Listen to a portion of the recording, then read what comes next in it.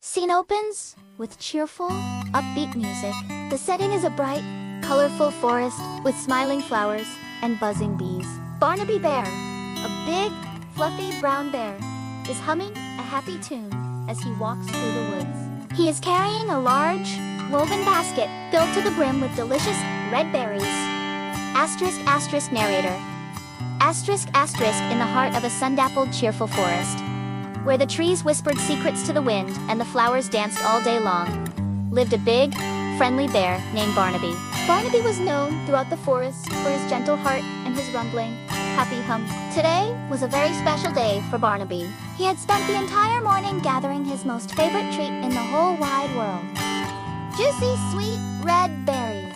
His basket was overflowing, and his tummy was already rumbling with excitement. He couldn't wait to sit down and enjoy his wonderful feast. Barnaby finds a perfect spot under a large, shady oak tree. He sets down his basket and takes out a big, plump berry, ready to pop it into his mouth. Just then, a tiny, rustling sound comes from a nearby bush. Squeaky the squirrel, a very small, gray squirrel with big, curious eyes and a twitching nose, peeks out. He looks a little sad, and his tummy lets out a tiny, hopeful grumble. Asterisk, asterisk, narrator. Asterisk, asterisk, Barnaby settled down in his favorite sunny spot, ready to enjoy his hard-earned snack. But just as he was about to take his first delicious bite, he heard a tiny sound. Rumble, rumble, squeak, it went. Peeking out from behind a leafy green bush was a little squirrel named Squeaky. Squeaky looked at Barnabas's magnificent basket of berries with wide, hopeful eyes. He had been searching for acorns all morning, but his own little basket was completely empty. His tiny tummy was grumbling, the saddest grumble you ever did hear. He was so very hungry. Barnaby looks at the berry in his paw, then looks over at Squeaky. He sees the little squirrel's sad face and hears his tummy grumble again. A warm, kind smile spreads across Barnabas's face. He gets up and walks over to the bush where Squeaky is hiding. Asterisk, asterisk, narrator. Asterisk, asterisk, Barnaby looked at the sweet berry in his paw, and then he looked at little Squeaky. He saw the droop in Squeaky's whiskers and heard the lonely rumble in his tummy. Barnaby's big, kind heart felt a little pang. He thought about how wonderful it was to have so many berries, but how much more wonderful it would be to not be hungry. With a warm smile that made his eyes crinkle, Barnaby decided what to do. He picked up his big basket and lumbered gently over to the bush where the little squirrel was hiding. Barnaby kneels down, his large frame making him look like a gentle, furry mountain. He holds out his basket towards Squeaky. Squeaky hesitates for a moment, then slowly creeps out from behind the bush. Barnaby pushes the basket even closer, giving a friendly nod. Asterisk, asterisk, narrator. Asterisk, asterisk, Squeaky watched as the giant, friendly bear came closer. At first, he was a little bit scared. Barnaby was so big, and he was so small. But then, he saw the kindness in Barnabas' eyes. The big bear knelt down, making himself smaller, and held out the entire basket of wonderful red berries. He didn't just offer one or two, he offered them all. Squeaky took a hesitant step forward, his nose twitching. Barnaby just smiled and gave a gentle nod, as if to say, "It's okay, little friend. These are for you, too." Squeaky's face lights up. He scurries over and carefully picks out a big, juicy berry. He takes a bite, and his eyes go wide with delight. He does a happy little dance. Barnaby chuckles softly and takes a berry for himself. The two friends, one big and one small, sit side by side under the oak tree, happily munching on berries together. The sun shines down on them. Asterisk, asterisk, narrator. Asterisk, asterisk, with a little hop of courage, Squeaky scampered right up to the basket and chose the plumpest, reddest berry he could find. He took a bite and, oh, his whole face lit up with happiness. He did a little wiggle and a happy squeak. Barnaby let out a soft, warm chuckle that sounded like rumbling honey. He took a berry for himself, and the two new friends sat together under the shade of the big oak tree. Barnaby the bear and Squeaky the squirrel, one very big and one very small, shared the entire basket of berries, and it was the most delicious feast either of them had ever had. The final shot shows Barnaby and Squeaky laughing together. The basket is now half empty between them. Birds are singing, and the whole forest seems to be smiling. Asterisk, asterisk, narrator. Asterisk, asterisk, and in that sunny, cheerful forest, a beautiful friendship began to grow. Barnaby learned that sharing his treats made them taste even sweeter.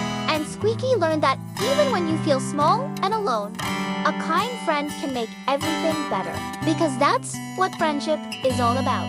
It isn't about being big or being small. It's simply about sharing what you have in your heart and in your basket with a friend.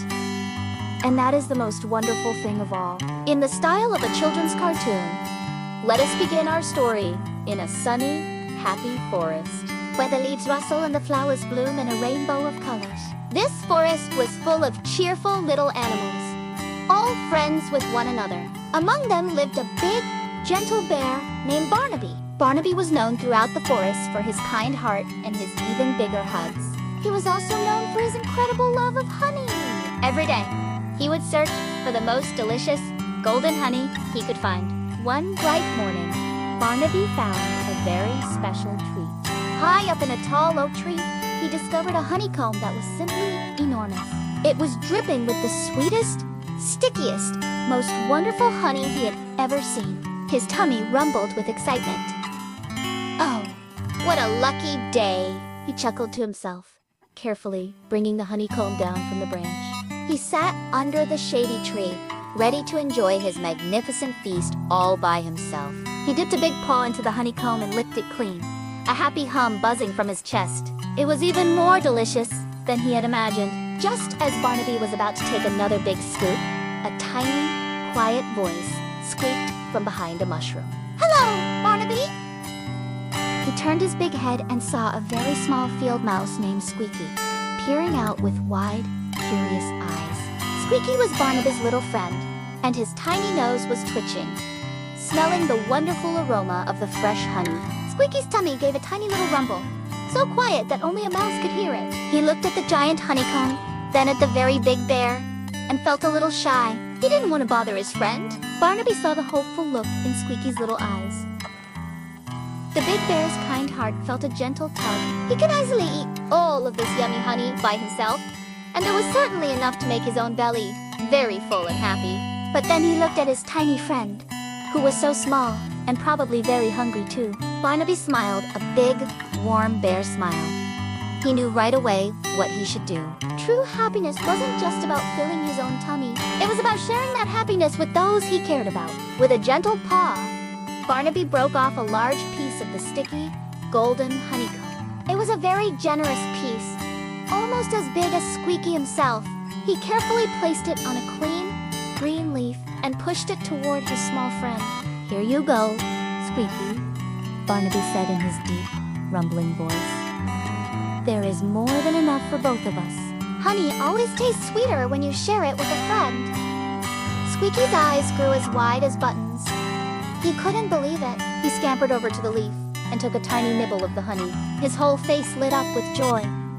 "Oh, Barnaby," he squeaked with delight. "This is the best honey I have ever tasted in my entire life. Thank you." The little mouse and the big bear sat together under the tall oak tree, sharing the delicious treat. The forest seemed even brighter, and the birds seemed to sing an even happier song. Barnaby realized that sharing his honey had made his own share taste 1,000 times better. He felt a warmth in his heart that was even sweeter than the honey on his tongue. And from that day on, whenever Barnaby found a special treat, the first thing he did was look for a friend to share it with, because he had learned the most wonderful secret of all. Friendship is simply about sharing what you have, no matter how big or small.